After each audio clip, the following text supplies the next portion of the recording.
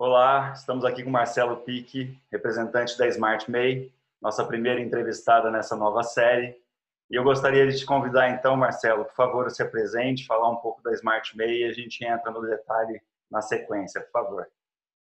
Tá bom. Obrigado, antes de tudo, pelo convite, né? Eu sou um dos cofundadores da Smart Me, como você falou. E a ideia para a gente é facilitar a vida de quem é autônomo, né? Quem quer empreender no Brasil aqui por conta própria. E também quem trabalha como PJ para empresas, né? Então, o nosso foco é facilitar a vida dessas pessoas, oferecer o que a gente imagina que é a estrutura básica para esse pessoal conseguir trabalhar. E aí, com isso, ajudar as pessoas a focar só no trabalho e basicamente deixar a parte chata, a parte que geralmente as pessoas não têm muito prazer de lidar com a gente. Qual é essa dor específica que as pessoas têm que não conseguem lidar nesse dia a dia do MEI? A gente, assim, a gente começou no MEI, né? Na verdade, a gente tem um foco um pouquinho mais amplo no autônomo, então o meu foco hoje é em quem tem que desempenhar alguma atividade, né? Trabalha de alguma forma e não está coberto pela CLT, né? Acho que pelas leis formais aqui de trabalho. Então, a gente basicamente cuida de toda a parte de governo, né? Toda a parte de compliance. Então, se você quiser começar uma empresa, você consegue inclusive começar pelo aplicativo, sai o CNPJ por lá.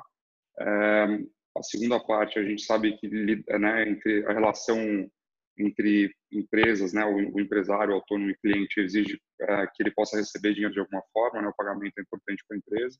O segundo ponto é que a gente ajuda esses profissionais autônomos a receber dinheiro de maneira profissional.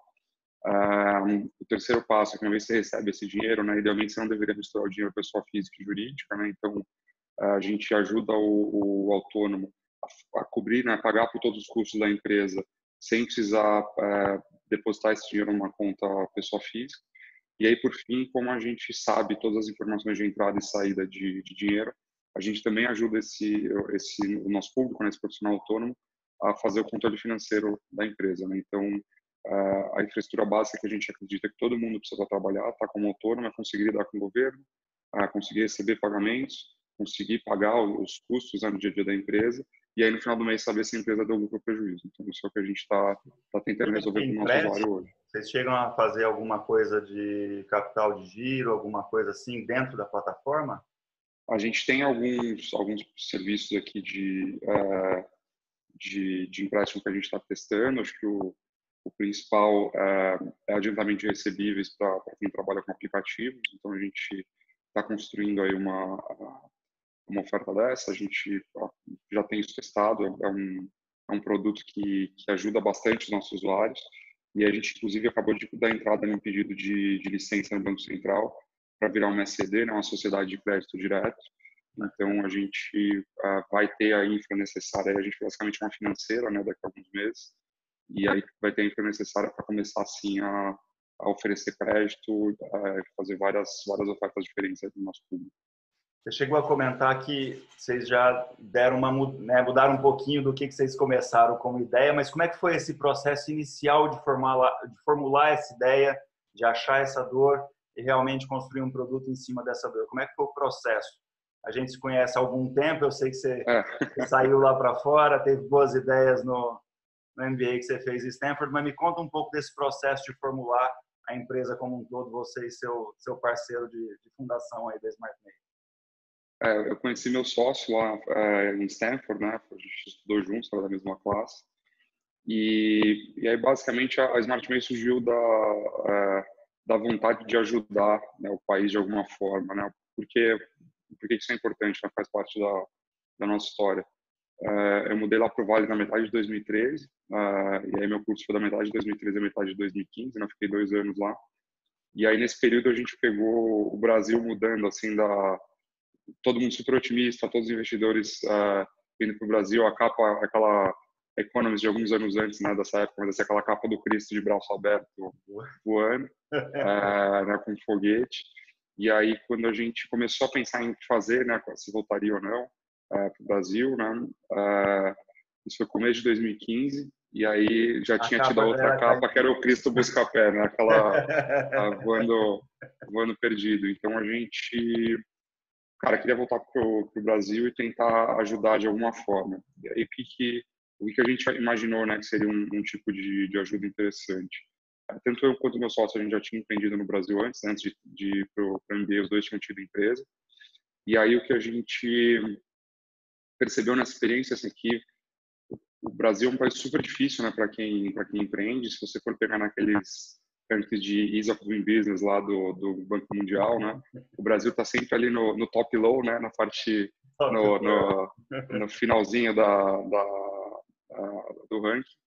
E aí, na nossa opinião, assim, acho que a gente também viu como passou 2 anos lá no Vale e viu como é que era empreender nos Estados Unidos, né? Então, uma coisa que era bizarra assim para a gente, né? Que nas aulas de Stanford falavam de testar negócios, principalmente negócio de tecnologia, sempre começava por, bom, você tem uma ideia, antes de você fazer qualquer coisa, vai e vende essa ideia. Se alguém pagar por isso, você desenvolve o produto, né? Então era basicamente você começa a empresa, começa a ganhar dinheiro, né? E aí só depois você se preocupa em incorporar, né? Realmente conseguir lá o equivalente a um CNPJ americano e tal. E aqui no Brasil não, né? Você tem a ideia, a primeira coisa que você tem que fazer é correr o contador, ficar 2, 3 meses esperando até você começar a poder emitir nota fiscal, para aí, quem sabe, começar a vender e testar ideias. Então a gente via que era a gente estava um pouquinho mais travado aqui, né, no Brasil, e a gente acreditava que assim, não só isso, né? Daí tem o dia a dia, uma vez que você abre a empresa, né? A gente tem que lidar com impostos, declarações, tem um monte de obrigações que existem em todos os países, né, no final, mas assim, em todo lugar você tem que conseguir lidar com o governo. Mas a gente especificamente achava que dava para melhorar essa experiência, principalmente porque tinha muito trabalho braçal envolvido. Então, o que originou a Smart MEI foi a vontade de ajudar o empreendedor com tecnologia, e inicialmente a gente quis focar no relacionamento com o governo. A gente voltou para o Brasil, né, no agosto de 2015, no segundo semestre de 2015. A ideia inicial era, de alguma forma, tentar, como eu falei, resolver esse relacionamento com o governo. Mas quando a gente voltou para o Brasil e viu as pessoas trabalhando na prática, a gente viu que sim, isso era importante, né, mas era um problema um pouquinho mais de médio e longo prazo. Mas o que estava atrapalhando as empresas no dia a dia era a falta de capacidade de receber, né, de clientes de maneira profissional. Né? O que isso quer dizer? Tem N exemplos, mas um básico é você trabalha com PJ com empresa, trabalha com consultor, ou seja, você emite uma nota fiscal. Essa nota fiscal está ligada ao seu CNPJ. Certo. E aí, muitas vezes, o empreendedor pequenininho, né, o autônomo, ele não tem uma conta pessoa jurídica. E aí, por conta disso, ele não consegue receber das empresas. Então, se você vai fazer a contabilidade, se você tem uma nota fiscal no CNPJ e o depósito foi no CPF, você não, teoricamente, não tem o comprovante da transação, né? E aí, o que a gente vê é que, principalmente quem é prestador de serviço para a empresa, tinha muita dificuldade de conseguir ter clientes bons, né? Chegar nos clientes bons e manter um relacionamento, porque não tinha essa bancarização com o PJ. Então, a gente começou a trabalhar nisso. Desculpa. Essa seria uma principal mudança, né? Esse foco eu vou ajudar você a se relacionar com o governo. Eu sei que você também tem um histórico de estudar o governo brasileiro. A gente estudou junto isso durante a nossa graduação. Mas você diz que a principal mudança, então, foi esse foco de ajudar no sentido de se relacionar para o governo, para mudança para esse foco de ajudar o cliente a crescer e, de fato, ter uma conta que não era uma conta bancária, mas era um serviço que facilitaria, então, focar mais no dia a dia da empresa do que ficar preocupando com esses problemas que a gente tem aí no Brasil de conta bancária, de serviço contábil e tudo mais. Exato, a gente começou focado em burocracia, né? E aí, um negócio que fez a gente mudar foi também que a gente achou que seria difícil conseguir monetizar esse serviço de resolver relacionamento com o governo, até porque como a gente lida com o público autônomo, a gente inicialmente focou no MEI, são pessoas que vieram da realidade da informalidade, muitas vezes, ou que acabaram de começar um negócio, então elas não têm, assim, o se relacionar com o governo, apesar de ser importante e ter que ser algo que tem resolvido com eficácia, né? Não era o que a gente via que elas valorizavam tanto, né? Estavam dispostas a pagar um FII por isso. E aí, quando a gente viu essa entrada em produtos financeiros, a gente pensou, bom, beleza, está todo mundo sendo super maltratado por banco grande, os produtos para o PJ menorzinho não são desenvolvidos, esse cara muitas vezes vai na agência, o gerente não quer nem falar com ele, né? E aí o o porquê disso, né, na nossa visão, que assim, o jeito que os bancos estruturavam, né, ainda estruturam o atendimento, PF e PJ são estruturas separadas, né, então você pode ser um cliente personalité, Van Gogh, que for aí na pessoa física, ser super bem tratado, e como, por exemplo, um profissional autônomo, né, um designer, alguém que é consultor, ou que seja, se você na mesma agência vai na mesa do lado do cliente pessoa jurídica, esse cara acaba não te dando muita atenção, com a mesma renda, o mesmo café que você toma com o gerente de pessoa física, é o mesmo que chega no pessoa jurídica, só que esse pessoa jurídica ele tem uma carteira de cliente diferente, né? Então, se você é um designer que vai em começo de carreira aí ganhando 3, 4, 5 mil reais por mês, quando você vai tentar falar com o cliente, com o gerente de pessoa jurídica, desculpa, esse cara ele tá com a padaria do bairro, sabe, que fatura 200, 300 mil reais por mês, está com o supermercadinho, as lojas que estão ali. Então a gente vê que no final essa estrutura que os bancos montaram para atender o PJ, ela acaba excluindo, né, um pouquinho o autônomo. Então a gente percebeu isso, né, aí prestando muita atenção em cliente, vendo que as pessoas querem consumir, e a gente resolveu que o produto financeiro era onde a gente efetivamente ia atacar para monetizar, começar a monetizar, né, a nossa plataforma. Então, a gente começou focado em burocracia, a gente ainda quer resolver isso, mas hoje o nosso modelo de negócio ele é mais baseado em ajudar o nosso usuário a receber e movimentar dinheiro. E não é por falta de musculatura, né? Os bancos brasileiros são conhecidos por ser grandes empresas, sólidas e com bastante produto no mercado, mas faltou realmente, acho que é por isso que o boom de fintech aí no Brasil tem sido tão valorizado e visto aqui fora do país, porque realmente, por mais musculatura e por mais dinheiro que eles tenham, me parece que faltava muito para muita gente, e aí vem as startups oferecerem. E nesse modelo de rentabilização do negócio dos produtos financeiros, tem como você deixar um pouco mais claro qual é o teu modelo de negócio no sentido de trazer as linhas de produtos que vocês oferecem dentro da Smart May?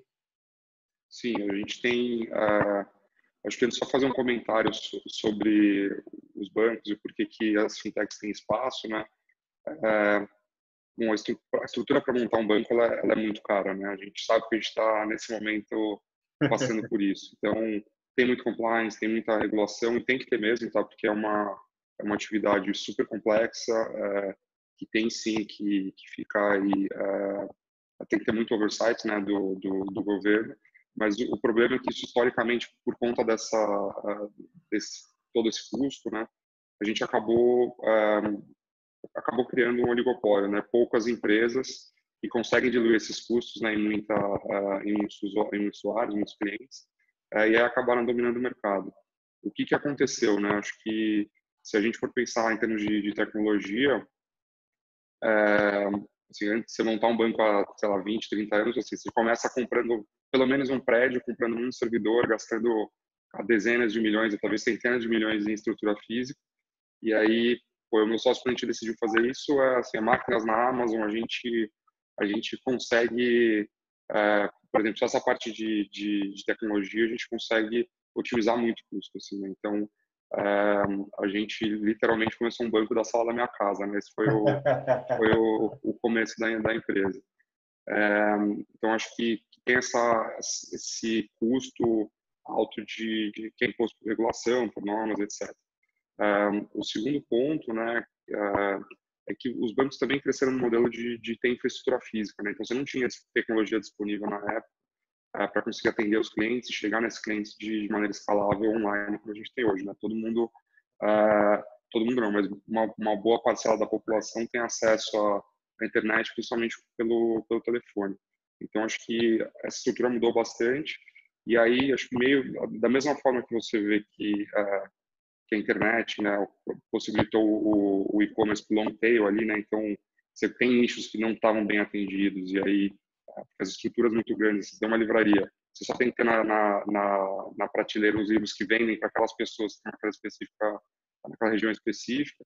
Acho que tem também um long tail aí que ficou sobrando para os clientes bancários, né? Então, o que a gente vê muito assim em fintech, o pessoal fazendo unbundling aí de serviços básicos, né, que os bancos oferecem, então assim, é uma cesta super ampla, e aí melhorando pontos específicos e focando em nichos específicos, né? Então, acho que os bancos estão enfrentando essa competição aí de fintech justamente por conta disso. Aí falando um pouquinho em modelo de negócio, né, o que a gente percebeu, né? Como eu falei, é que o pequeno autônomo, né, o PJ, formalizado ou não, tinha muita dificuldade de lidar com o banco. E aí, no nosso caso especificamente, né, a gente vê que os produtos que eles precisam não são super complexos, né? Acho que é mais a possibilidade de ter tudo relativo ao trabalho num lugar só, e conseguir gerir a empresa com a menor complexidade possível, né? Então, a gente tem um modelo freemium, tá? Basicamente, em que o autônomo ele vem o nosso aplicativo e consegue cuidar da burocracia de graça, tá? Então, a gente não cobra nada para fazer essa parte de resolução da burocracia de quem é MEI. No segundo momento, então, né, a gente tem uma massa grande de pessoas hoje usando o app. A gente tem empresas sendo geridas por nós em 4.400 municípios, né, em todo o Brasil. Uau. Então, tem municípios que a gente tem 100% dos MEIs, porque tem um cara só lá e ele tá usando o aplicativo. Espero que algum dia a gente tenha 100% de todos os municípios, né, mas por enquanto só alguns. E aí, então, a pessoa chega resolvendo a burocracia de graça por nós e a gente aproveita o início desse relacionamento para começar a construir confiança, ajudar a pessoa no que ela precisa e aí partir para os produtos financeiros, né? Então, a gente tem 3 linhas principais de receita, né, com produtos financeiros, 3 tipos de receita. O primeiro é a cobrança de tarifas, né? Então, você, por exemplo, quando você faz uma transferência no nosso aplicativo, você paga um valor para a gente. Quando você emite um boleto para o cliente, a gente não cobra na emissão, mas cobra quando esse boleto é compensado, né, quando ele é pago. A gente cobra por saques, por exemplo. Vai Então, facilitar a ideia bastante a vida do empresário, né? Não ter que ficar emitindo boleto e não ter o custo antes de realmente receber do cliente. Sim, a ideia que a gente tem, assim, a gente gostaria de só cobrar quando tem realmente dinheiro entrando na conta, né? Ajudar o usuário, o autônomo, geralmente alguém que não tem muita certeza de renda, né? Não tem uma renda fixa, né? Principalmente quem trabalha como consultor, assim, não está alocado como PJ full time numa empresa, a receber, na verdade, a ter um acesso a esse serviço sem precisar pagar um FII mensal alto. Então, a gente geralmente cobra em momentos em que a empresa está movimentando dinheiro. O segundo tipo de tarifa que a gente tem é uma assinatura, né? Então, a gente tem um pacote que a gente chama de plano profissional, que ele libera algumas funcionalidades a mais, tá? Principalmente de uso de dinheiro. Aí o usuário ele recebe um cartão, né, para usar o saldo, fazer compra de maquininha, fazer saques, etc. Então, a gente tem esse tier, segundo tier aí de funcionalidades. E aí tem um terceiro, né, que a gente está explorando um pouco mais agora, que são serviços que a gente chama de valor agregado, né? Então, o que mais, além das transações básicas aí, eu consigo oferecer para o meu usuário? Como eu falei, a gente está fazendo alguns pilotos de adiantamento, né, de recebíveis. A gente está começando a fazer parcerias com outras empresas para oferecer, por exemplo, recarga de telefone no aplicativo, tentar possibilitar a contratação de seguros também pelo app. Então, a gente vê essas são as três linhas. Então, nosso modelo de negócio eu trago o usuário cuidando da burocracia de graça e aí, uma vez que ele passa a confiar na gente, a gente oferece serviços assim, que ou ele não tem acesso individualmente, né, porque são caros ou porque ele simplesmente não é atendido. E aí a gente cobra pelo uso desses serviços.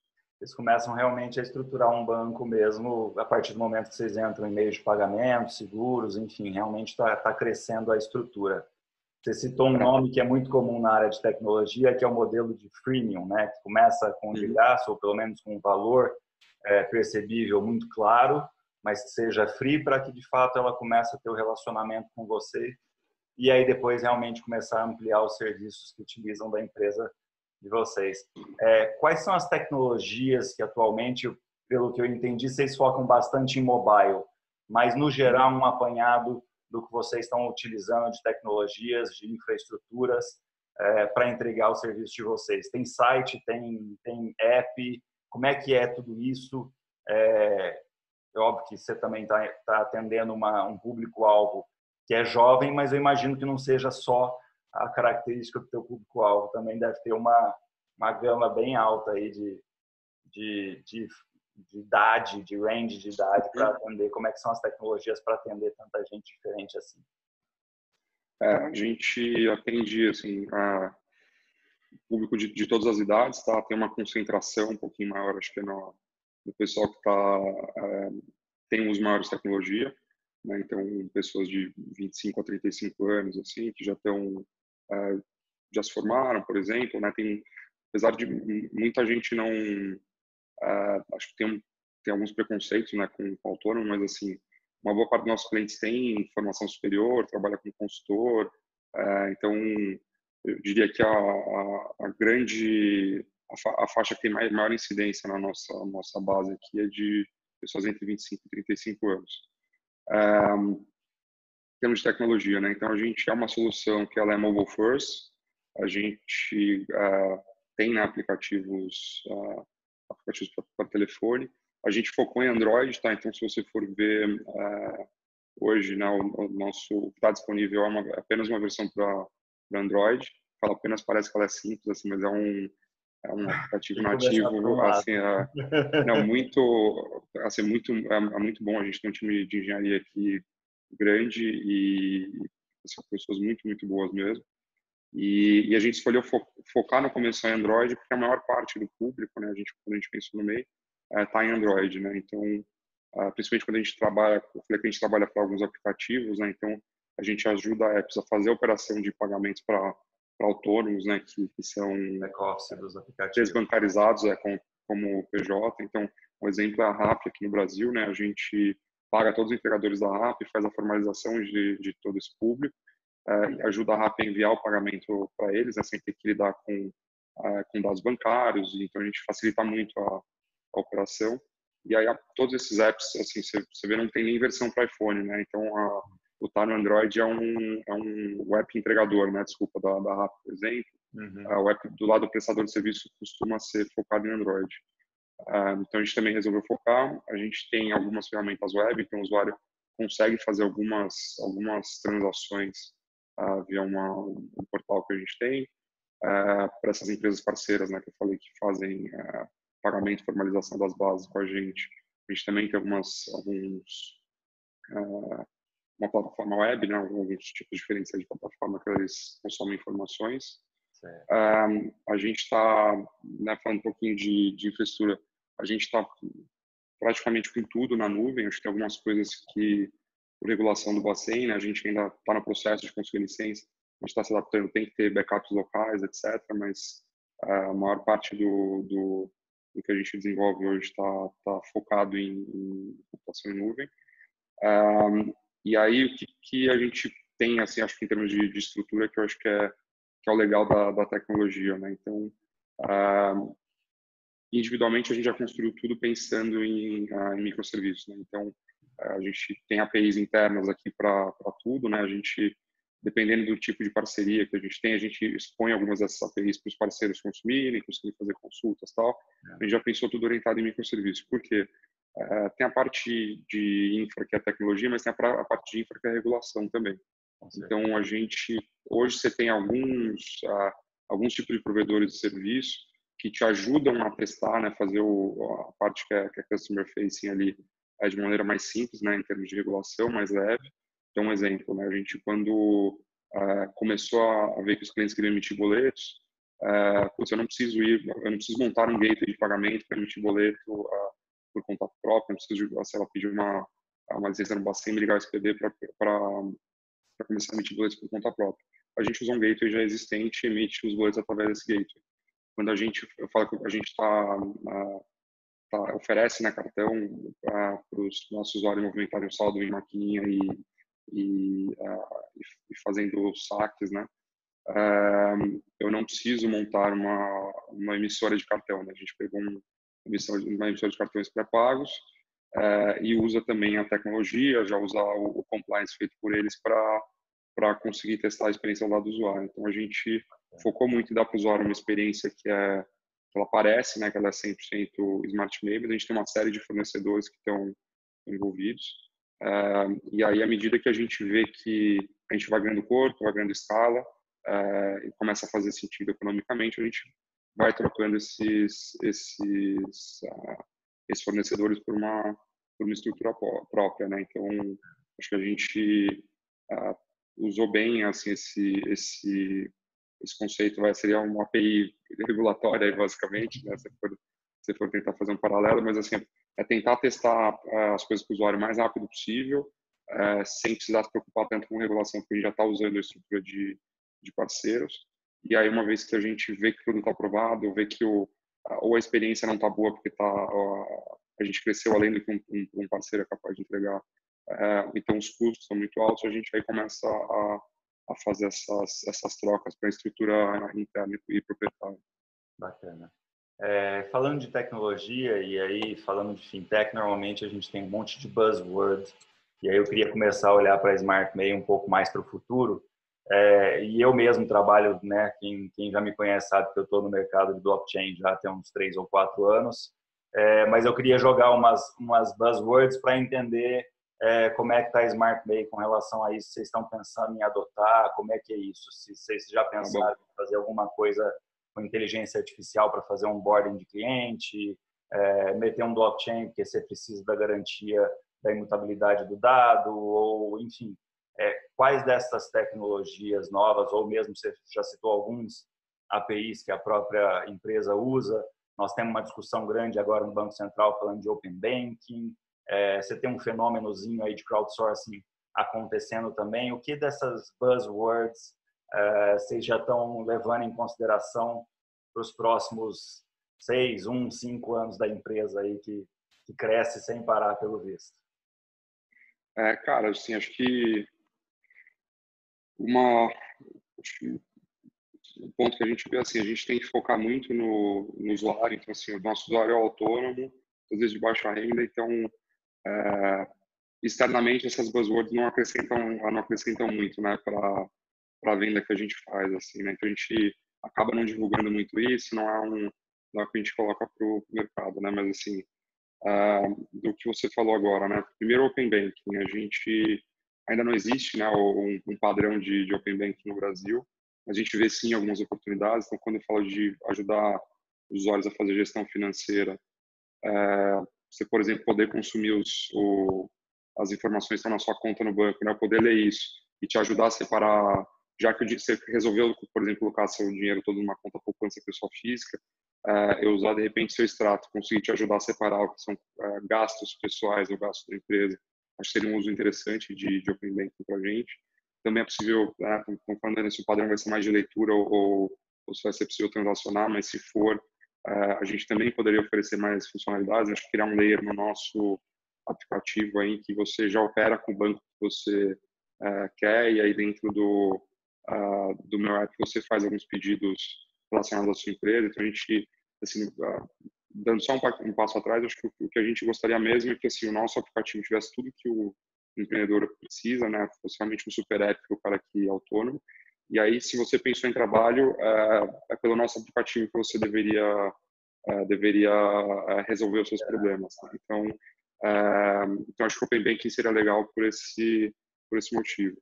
Quando a gente fala de blockchain, acho que tem dois potenciais impactos aqui para o nosso negócio. O primeiro é a parte de contratos, né, que você tem muitas discussões se cartório é um negócio que vai continuar existindo, se você vai poder fazer autenticação de contratos ou transações, o que for, aí via blockchain. Então, como a gente lida com burocracia, eu imagino que a gente fatalmente, né, vai acabar indo para o mesmo caminho que a tecnologia permitir. Então, se algum dia você puder, em vez de reconhecer firma, assinar um contrato, tem que reconhecer firma.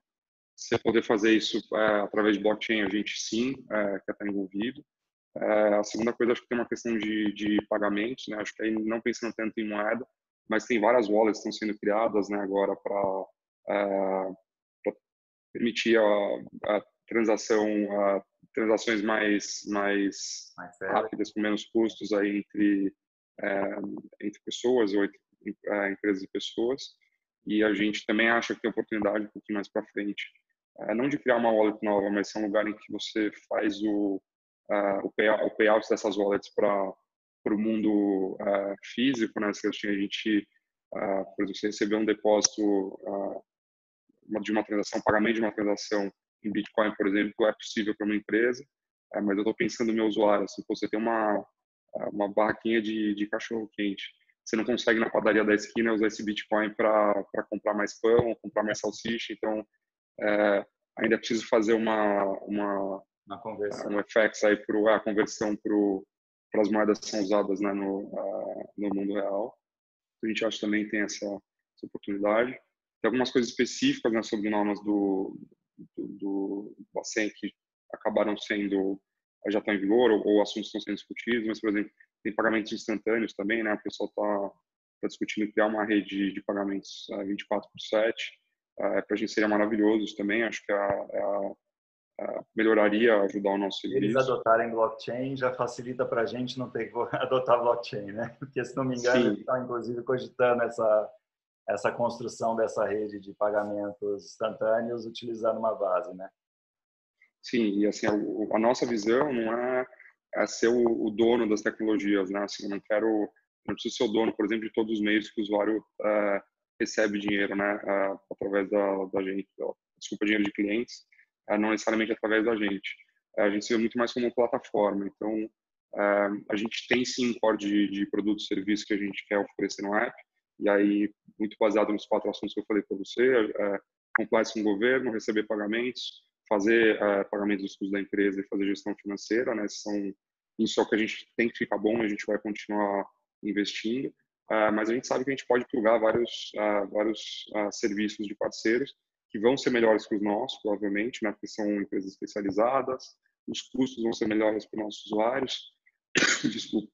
A gente vê que tem como montar uma oferta de serviço que ela é boa para todo mundo com o melhor custo possível. Vou dar um exemplo, a gente começou fazendo uma oferta de POS, né, de maquininha, isso foi 2016, acho, mais ou menos, e então montamos, né, também usando um parceiro, fazendo uma oferta white label, assim, a maquininha, apesar dela ir com o nosso adesivo, a gente não era o subadquirente, né, que estava fazendo a maquininha, tudo integrado no aplicativo e tal. E, pô, o que a gente viu cara, não adianta, assim, eu não tenho... É um produto que eu não sou bom em fazer, eu não quero fazer por conta própria. O mercado acabou criando uma dinâmica de oceano vermelho também, assim, de ter muita competição, muita coisa subsidiada. A gente falou, cara, eu não estou na posição de querer brigar por maquininha. Então, a gente tem ainda essa oferta no app, mas o caminho que a gente tem hoje é, cara, tira o pé de maquininha, vamos colocar, né, empresas de POS, adquirentes que estão querendo usar a gente como canal de distribuição. E, cara, estou super feliz em oferecer máquinas de parceiros. Acho que a contrapartida é que daí o parceiro tem que topar fazer o payout, né, fazer a conciliação no meu domicílio bancário, para que eu consiga rentabilizar esse fluxo financeiro com o meu cliente de alguma forma. Mas a gente tem zero problema em abrir a estrutura para parceiros. Bacana. Nós estamos chegando já no nosso tempo, acho que foi bastante produtivo tudo que você trouxe da Smart May. A gente estava falando um pouco de futuro de 5 anos de tecnologia, e aí eu queria que você fechasse então nossa conversa falando da forma mais ampla possível do que você pensa da Smart May para o futuro, e caso alguém queira, obviamente, contratar os serviços, entrar em contato e poder realmente economizar, porque eu acho que a ideia dessa série é trazer ideias de como, ou produtos e serviços, de como economizar no dia a dia, na luta como ser empreendedor no Brasil, poder fazer aí um pouquinho da tua propaganda e trazer teus contatos e chamar os clientes para engajar aí com o produto de vocês. Fica à vontade, Marcelo. Bom, vou começar pela parte mais rápida, então, que é falar do como achar a gente, né? Então, é só entrar em www.smartmail.com.br e lá a gente tem todos os canais atualizados aí de contato com a gente. Lembrando que o produto é freemium, né? Então a gente resolve muita coisa para o empreendedor sem cobrar absolutamente nada por isso. Tá? É sempre o usuário que escolhe a profundidade do relacionamento com a gente, se ele está querendo pagar por isso ou não. E aí falando um pouquinho do que a gente imagina para a empresa, né? Acho que a principal tendência que a gente está vendo hoje, está se baseando hoje, é na mudança da relação de trabalho entre organizações e pessoas, assim, né? Está cada vez mais comum as ocupações serem num formato que não é o CLT, não é né, o da lei trabalhista padrão. Então, se for olhar o que está acontecendo no Brasil, né, nos últimos meses, a gente está tendo uma retomada do número de empregos, mas a maioria desses empregos são chamados de informais, né? Na verdade, é o que está fora da CLT. E aí, hoje, você já tem mais gente ocupada no Brasil trabalhando em outros arranjos que não CLT do que na CLT, né? Então, você tem... Os números variam um pouquinho. Já passou. Eu acho que o ano passado foi a primeira vez na história que passou os autônomos, né, como um todo, pessoas autoempregadas e tal, passaram os funcionários registrados na CLT. E a gente vê que está acontecendo um shift. Assim, isso está acontecendo em todos os países do mundo. Nos Estados Unidos, por exemplo, já tem 35% da população envolvida na gig economy de alguma forma, né? O pessoal sempre pensa de gig economy como algo online, os aplicativos, mas assim, se for pensar, é a pessoa que vive de trabalhos eventuais, né? Então, a forma de contratação às vezes é algum aplicativo, alguma plataforma online, mas a gente vê que cada vez mais essa mudança, a força de trabalho está sendo empregada de uma forma diferente. E aí, como a gente gostaria de se encaixar nesse contexto quando você está fora da CLT, acho que primeiro tem uma parte de compliance, né? Assim, as empresas precisam conseguir justificar os pagamentos, conseguir fazer a contabilidade, né? Então, o profissional autônomo, o freelancer, o PJ, como é que você quer chamar? Ele precisa conseguir emitir notas fiscais, tentar injetar imposto, etc. Então, a gente quer ajudar nesse processo de formalização, tornar a percepção de empreender no Brasil e lidar com o governo como algo que é mais simples, né, mais direto. E aí, então, esse é o primeiro assunto que a gente acha que vai crescer, assim, tem uma onda de formalização grande. Você já tem hoje, por exemplo, 9 milhões de pessoas registradas como mês, mas você ainda tem por volta, os números variam um pouquinho de acordo com a fonte, né? Fala que você tem 40, 45 milhões de pessoas no Brasil que estão fora da CLT, empregadas fora da CLT, mas assim, ainda tem muita gente, pelo menos, independente da fonte, tem pelo menos uns 30 milhões de pessoas aí que poderiam ainda ter os benefícios da formalização. Então, acho que esse é uma dos pontos aí que a gente falou. O segundo é que se você começa a lidar, né, com empresas contratando mais pessoas como autônomos, uma parte da contabilidade é ter a prova, o invoice da nota fiscal, mas uma outra é você conseguir pagar essas pessoas como PJs. Então, a gente também vê a desbancarização, né, do autônomo como pessoa jurídica, e a gente quer ajudar nesse processo. Então, ajudar esse autônomo a ter um domicílio bancário também sem burocracia, que caiba no bolso dele e que ofereça meios de pagamentos relevantes aí para os clientes, né, do autônomo. E aí, por fim, o que a gente vê, né, é que, assim, acho que a gente no Brasil reclama como empreendedor de estar num país cartorário e tal, mas as pessoas também se acostumaram com o que é trabalhar através da CLT, tem uma parte de burocracia envolvida, mas tem uma série de benefícios, né, que estão no pacote, assim, né? Então, quem trabalha como CLT tem auxílio refeição, auxílio alimentação, auxílio transporte, plano de saúde, tem FGTS, enfim, tem uma série de coisas que a empresa, na verdade, se preocupa por você, né? E que são os benefícios. E quando a gente fala do autônomo, na verdade, você tem que cuidar disso por conta própria, né? Você tem que pensar em como lidar com a incerteza da renda, do que vai acontecer na sua vida no curto prazo e também no longo prazo. Então, assim, curto prazo, como é que eu resolvo o capital de giro, né? Mesmo que eu esteja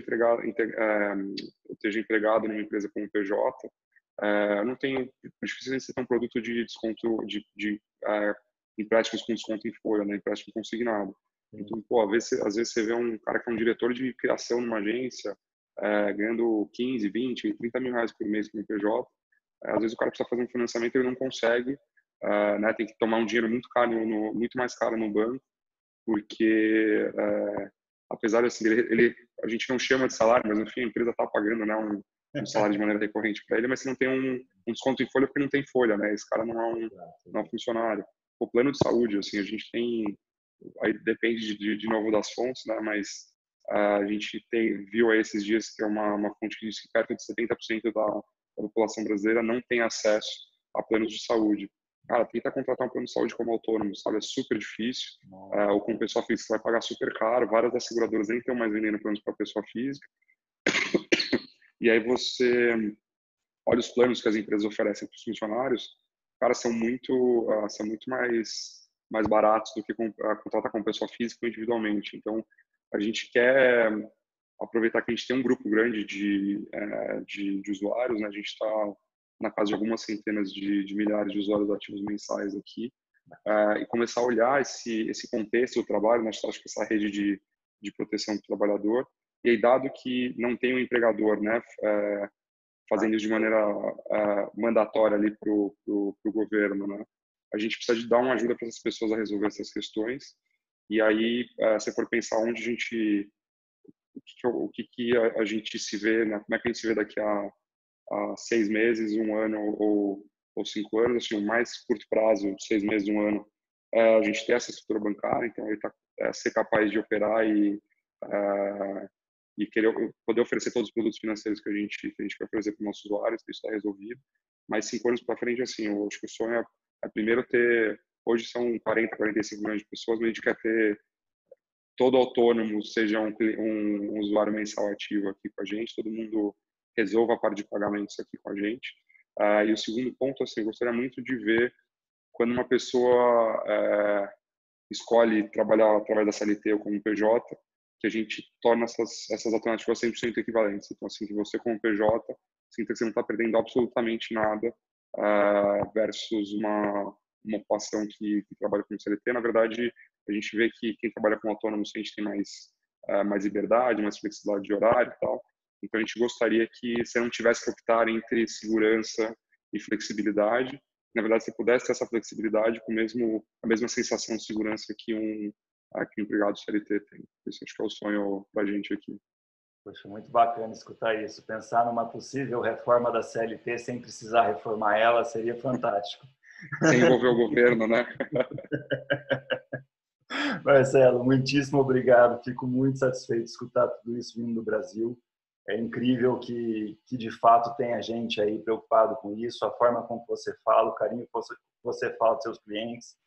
É realmente muito revigorante ver que a gente realmente, nesse mercado de fintechs, tem gente pensando nessas coisas e realmente focando no cliente, resolvendo problema pra caramba, e realmente colocando a vida das pessoas no trilho. Eu acho que uma realidade daqui de Portugal, de onde eu vivo, e que também é a realidade aí, que as pessoas têm pouca educação financeira e às vezes um banco mais próximo ou um prestador de serviço por enquanto, no futuro um banco sendo mais próximo do cliente, consiga realmente melhorar, inclusive, esse conhecimento financeiro da população para que as pessoas não passem tantas dificuldades como atualmente a gente vê no mercado.